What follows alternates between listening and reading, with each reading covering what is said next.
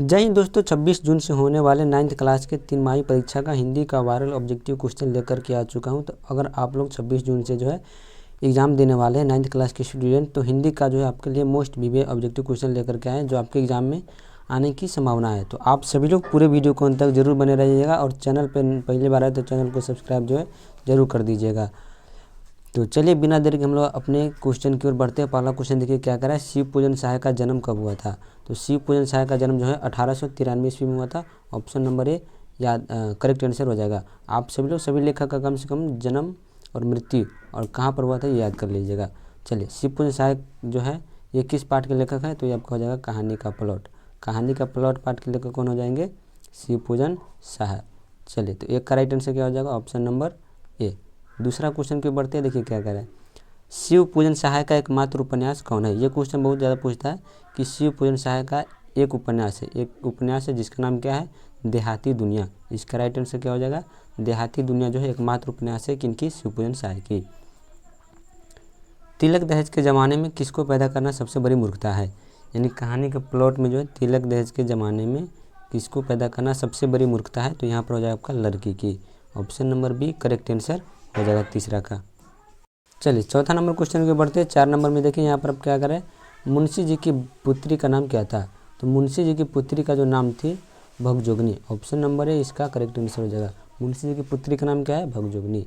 चलिए अगले नंबर प्रश्न के बढ़ते हैं। 5 नंबर, थानेदार की कमाई और किसका तापना दोनों बराबर है। तो चलिए 5वां नंबर क्वेश्चन कर रहा है, थानेदार की कमाई और किसका तापना दोनों बराबर है। तो फूस का तापना। ऑप्शन नंबर ए इसका राइट आंसर हो जाएगा। थानेदार की कमाई और फूस का तापना दोनों क्या है, बराबर हो जाएगा। चलिए 6ठा नंबर क्वेश्चन के बढ़ते हैं।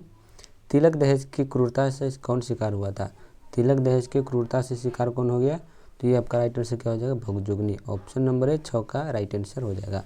अगले प्रश्न के बढ़ते हैं। 7 नंबर देखिए यहाँ पर क्या करा है, मुंशी जी के बड़े भाई किस पद पर थे, किस पद पर कार्य करते, यहाँ पर थे होगा, किस पद पर कार्य करते थे। तो राइट इसका आंसर क्या हो जाएगा, दरोगा के पद पर। Option number B correct answer हो जाएगा। चलिए अगले प्रश्न की ओर बढ़ते हैं।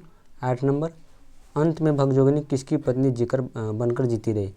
अंत में जो है भगजोगनी किसकी पत्नी बन गई, तो अपने सौतेले पुत्र की, किसकी, सौतेले पुत्र की जो है पत्नी बनकर के जीने लगी थी।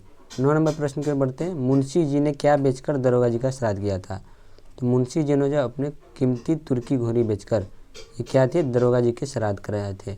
ऑप्शन नंबर डी 9 का राइट आंसर हो जाएगा। अगला नंबर प्रश्न के बढ़ते 10 नंबर देखिए, दरोगा जी की कौन सी बारूद की पुड़िया थी। दरोगा जी की बारूद की पुड़िया कौन हो जाएगा आपका, घोड़ी। ऑप्शन नंबर ए 10 का राइट आंसर हो जाएगा। चलिए 11 नंबर प्रश्न की ओर बढ़ते हैं। 11 नंबर देखिए क्या करा है, राजेंद्र प्रसाद का जन्म किस गांव में हुआ था। तो राजेंद्र प्रसाद का जन्म जो आपका जीरादेई गांव में हुआ था। Option number A right answer हो जाएगा।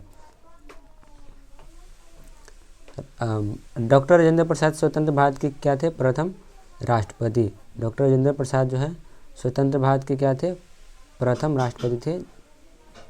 इसका राइट आंसर क्या हो जाएगा, ए नंबर। किस सम्राट के समय युवान चांग नालंदा में आया था। तो युवान चांग जो है हर्षवर्धन के समय नालंदा आया था। ऑप्शन नंबर ए 13 का राइट आंसर हो जाएगा। अगले प्रश्न के बढ़ते हैं। महावीर ने नालंदा में कितने वर्ष वर्षावास किया। यहाँ पर वर्षावध नहीं वर्षावास होगा। कितने वर्ष वर्षावास किया, राइट आंसर क्या हो जाएगा, 12 वर्ष। Option number C correct answer हो जाएगा। चलिए 16 नंबर प्रश्न को बढ़ते हैं। 16 में देखिए क्या करा है, मगध की प्राचीन राजधानी का नाम क्या है। मगध की प्राचीन राजधानी क्या है, व्यवहार। Option number A correct answer हो जाएगा 16 नंबर प्रश्न का। चलिए 17 नंबर प्रश्न को बढ़ते हैं। मगध की राजधानी कितने पर्वतों के बीच बसी हुई है। तो ये आपका हो जाएगा राइट आंसर, 5 पर्वतों के बीच बसा है। कितने पर्वतों के बीच, 5। भारत की पुरातन विद्यापीठ गद्य की कौन सी विद्या है। तो भारत की पुरातन विद्यापीठ नालंदा या गद्य का पाठ क्या है, तो निबंध हो जाएगा आपका राइट आंसर 18 का सी नंबर। नेक्स्ट प्रश्न की ओर बढ़ते हैं। 19 नंबर, भारत का पुरातन विद्यापीठ नालंदा पाठ के लेखक कौन है। तो भारत का पुरातन विद्यापीठ नालंदा पाठ के जो लेखक है राजेंद्र प्रसाद है। ऑप्शन नंबर सी जो है 19 का करेक्ट आंसर हो जाएगा। आप सभी लोग सारे क्वेश्चन को ध्यान से एक बार देख लीजिए।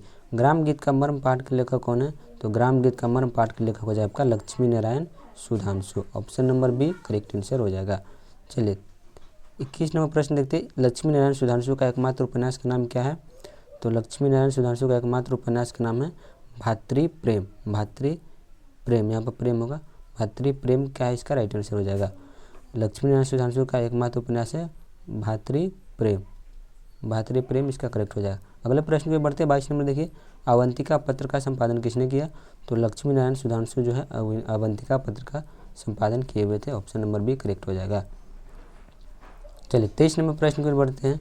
लक्ष्मी नारायण सुधांशु का प्रसिद्ध गद्य काव्य कौन है, तो प्रसिद्ध गद्य काव्य क्या हो जाएगा आपका, वियोग। ऑप्शन नंबर ए 23 का राइट आंसर हो जाएगा, जो कि अपने पत्नी के निधन के बाद रचना किया हुआ था।